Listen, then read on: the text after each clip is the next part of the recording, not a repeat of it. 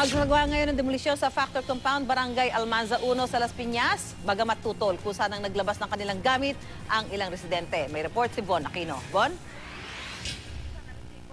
Ng madaling araw ay kusa nang naglabas ng kanilang mga gamit ang ilang residente dito sa ide-demolish na Factor Compound, Barangay Almanza 1, Las Piñas City. Sa bungad ng compound nakalagay ang mga tarpaulin at iba pang sign na nagpapahiwatig ng pagtutol ng mga residente sa demolisyon sa kanilang mga tahanan.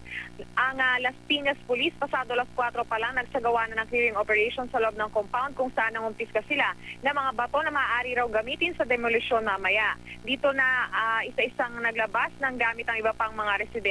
Panawagan naman ng mga residente, bigyan pa raw sana sila ng konti pang panahon para makapaghanda sa pag-alis sa kanilang lugar. Ang iba naman kusa na ring umalis sa kanilang bahay at nagpalipas na lang ng magdamag sa labas ng compound katabi ang kanilang mga hinakot na gamit.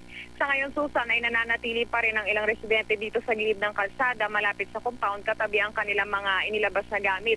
Meron nga dito yung mga bata, mga matatanda at ngayon ay medyo umuulan na dito pero nananatili pa rin sila sa gilid ng kalsada. At yung iba na mga establishmento dito na pagmamayari ng mga ilang residente doon sa loob ng compound ay nagbabaklas na rin ang kanilang mga gamit. Susan? Maraming salamat, Von Aquino.